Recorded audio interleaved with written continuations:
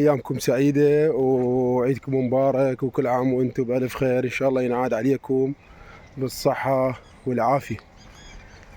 شكرا لل 470 مشترك، شكرا لكم. هذني الدجاجات السوسكس، لان الدجاجات السوسكس دجاجتين وديج، بس اعتقد هذا يطلع ديوشة اثنين ودجاجة. راح اخذهن لي غاد للمزرعة بالحقل.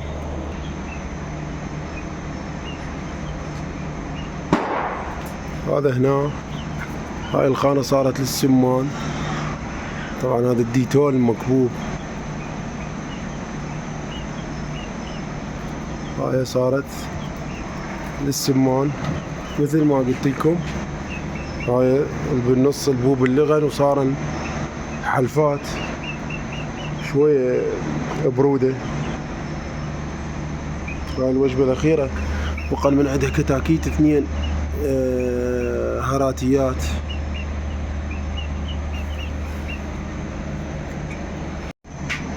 وهاي هنا أنا جاي أشتغل بهذا جاي أسوي بيت اللولو هجمته للبيت.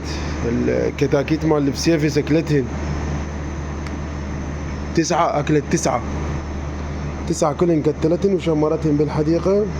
بقن 4 كتاكيت. هذا الهيكل إذا تتذكروا كان موجود عندي بالحقل.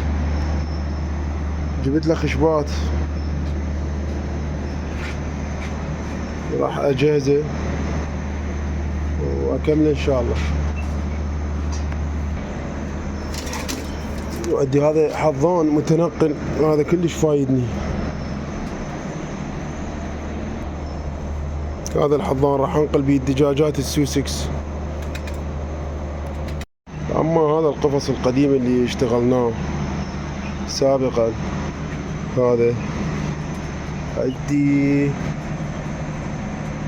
دجاجة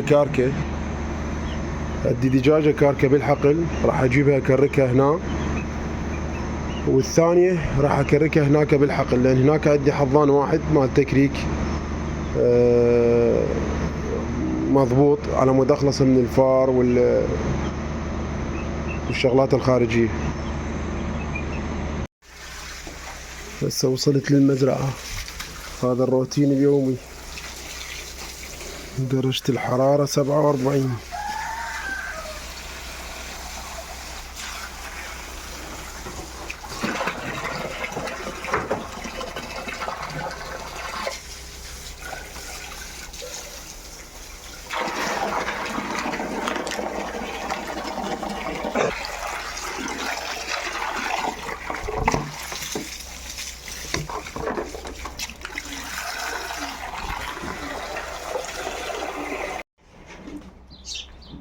هذني هسه صار مكانن هنا بهذا القاطع بالحقل. هذا القفص الصغير راح اخلي بيه وحده من الدجاجات الكاركه. هذا هنا طبعا اثنيناتن كان نايمات بهذا الصندوق. هاي قامت شردت، وهاي وحده. اثنيناتن كان نايمات بهذا الصندوق. راح اكرك وحده هنا، وواحدة راح اكركها بالبيت. هاي الدجاجة كركتها.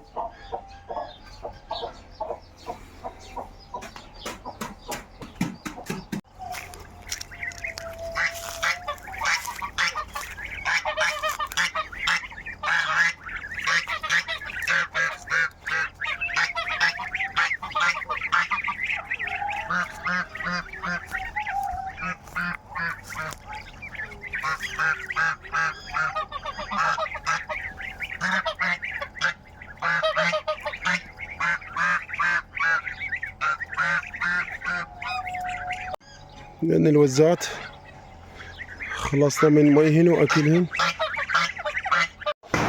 هاي الدجاجة همينة تريد تكركها، وأصلا هي مكركة. هم راح أخذها للبيت هناك أكركها. كفت مشكلة بالبسيفسات، اثنين كركن وقامن ورجعن هسه بيضن. وهاي كركت وياهن. هاي الفسيفسة كركت وياهن. هذني خلص التكريك مالتين ورجعن يبيضن، وهاي لحد الآن بعد مكركة. شنو مشكلتها ما أعرف. أقومها أنقعها. وهاي النافورة مال المحمية صغيرة كانت عندي قديمة، سويت لها واتر بوم.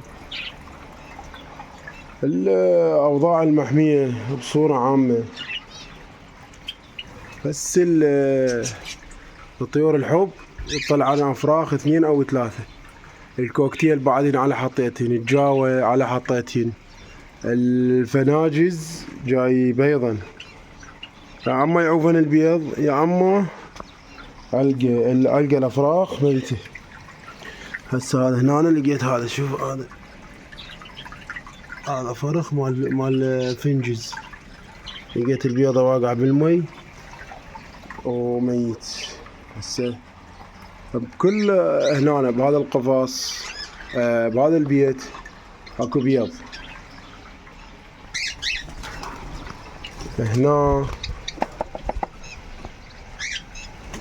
هنا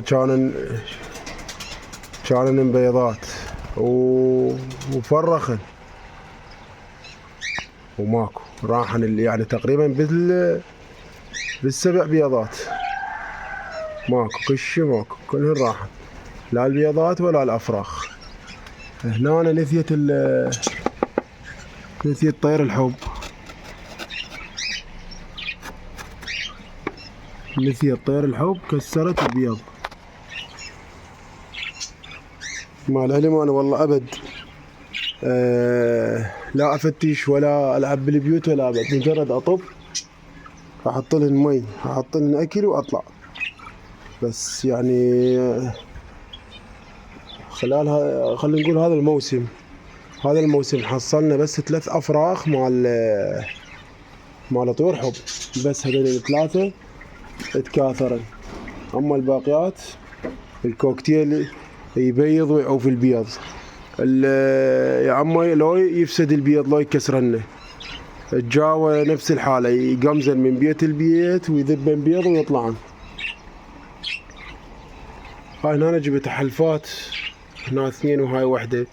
هاي اكثر المنطقة اللي هن يستقرن بيها واكلهن وشربهن، فكانت هاي المنطقة اكثر عرضة للشمس، فحطيت ذن الحلفات على مود اقلل من اشعة الشمس بهذا الاتجاه. سبحان الله، يعني ما اعرف والله شنو المشكلة، شنو السبب، ما اعرف. بس هو يعني هو كل شيء بيد ربك سبحان الله، والحمد لله والشكر على كل شيء. يعني صار لي سنة، اكثر السنة المحمية ما مستفاد منها شيء، الحقل ما مستفاد منه شيء، والدجاجات الفسيفيس الوزات ما اعرف، يعني بس جاي اصرف وجاي اتعب. وانتم اللي جاي تشوفون اجي الصبح، اجي العصر، اجي الظهر، مرات اجي بالليل، وتعب بدون فايدة صراحة. يعني حبيت اشارككم هذا الموضوع، واتمنى تكتبوا لي بالتعليقات واخذ رايكم، اللي عنده مشروع، اللي عنده فد فكرة. واكيد هو بعد كل شيء بيد ربك. الرزق على الله، والتوفيق من رب العالمين، والحمد لله والشكر على كل حال. هذا القفص شلعت هذا البوسترات، وراح اكرك بيه الدجاج. هاي صارت مكانها هنا، كركته هنا.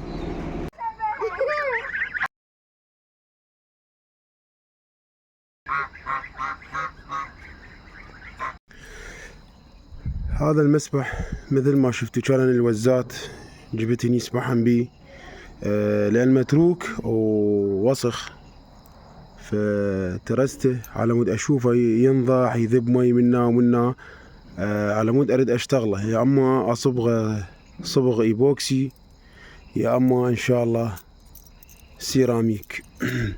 فهو متروس، احنا اذا ما نسبح بيه نخلي غيرنا يسبح بيه، فخطية الوزات تونسن بيه.